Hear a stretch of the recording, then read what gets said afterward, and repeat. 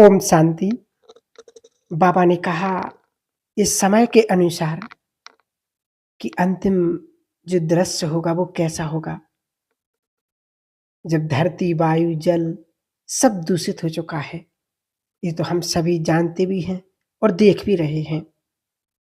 जो वर्तमान में 1880 में धरती का जो तापमान था उससे 0.8 डिग्री बढ़ चुका है।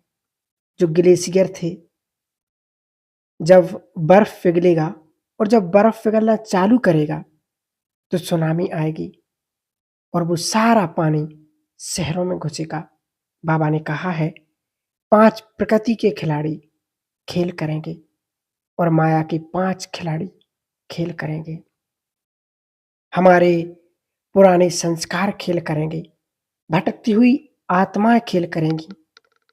और बाबा ने कहा तुम्हारे अपने पुराने संस्कार, ऐसा ये अंतिम भयंकर दृश्य होगा। प्राकृतिक आपदाएं होगी।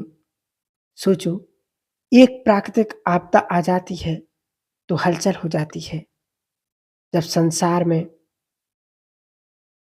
यदि पांचों तत्व एक साथ महाभयंकारी विनाश करेंगे तो हमारी कैसी स्थिति होगी?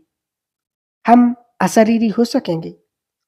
सुबह की साकार मुरली में बाबा ने कहा कि तुम मास्टर, ड्रिल मास्टर हो। बाप आए हैं तुम्हें ड्रिल सिखाने। अशरीरी भावो। क्या ऐसा अशरीरीपन का अभ्यास हमें है कि उस समय जब विनाश का तांडव नृत्य होगा, उस समय 73 की मुरली में बाबा ने कहा था कि विनाश की वर्षा होगी। अव्यक्त महावाक्य हैं बाबा की। होलसेल मौत, कौन किसका क्रियाक्रम करने वाला भी नहीं होगा। ऐसा भयंकर वातावरण संसार में होने वाला है। गृह युद्ध होगा, सब कुछ भूल जाएंगे। धर्म के नाम पर रक्तपात होगा। जी आज वास्तव में हम देख भी रहे हैं। ये कोई अलग सी बात नहीं है, स्पष्ट संसार में दिखाई दे रहा है। जो बताते नहीं कि जो ट्रेन पाकिस्तान से भारत आई थी 47 में, लाशों से भरी हुई थी, वैसा ही सीन होगा। इस संसार में क्या होगा उसका वर्णन बहुत खतरनाक होगा। सोचो, आंखें बंद कर करके रक्त की नदियां किसे कहा जाता है? नदियां बहेंगी मनुष्य के रक्त की। हाहाकार होगा, लेकिन डराने के लिए, परंतु अव्यक्त वाक्य हैं, मूल्य में आई हुई बातें हैं। और ऐसा होगा क्योंकि जो कह रहा है वो संपूर्ण सत्य है। जो कह रहा है वो त्रिकालदर्शी है, सर्वज्ञ है, सब कुछ जानता है। परंतु इससे भी खतरनाक, इससे भी दर्दनाक, इससे भी भयंकर दृश्य बाबा ने कहा यहाँ पर होगा, ब्राह्मण परिवार में। और वो होगा खून के आंसू।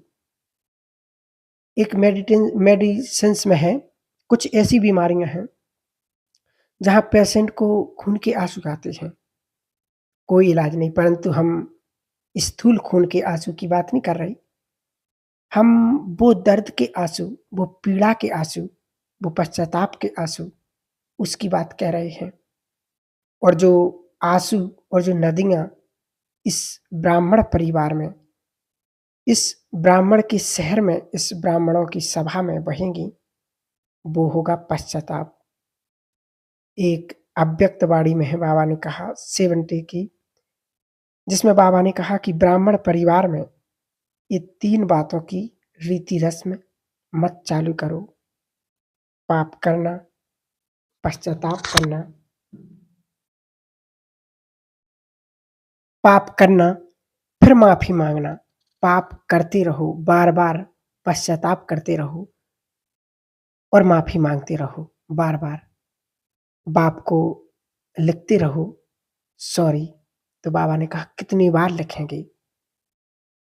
बाबा की कुटिया में जाओ और सॉरी लिखो। बाबा ने कहा अव्यक्त महावाक्य है बाबा की।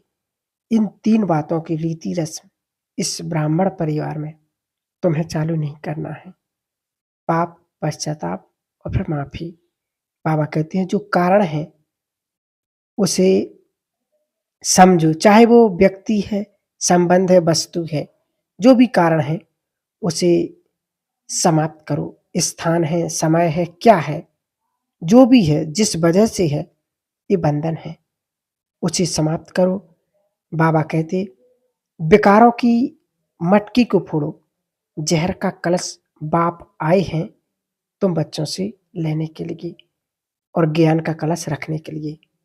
अब पश्चाताप नहीं, प्रायश्चित करना है कि मेरे से ये गलती हो गई बाबा, अब मैं नहीं करूँगा, बाबा मुझे माफ़ कर दो।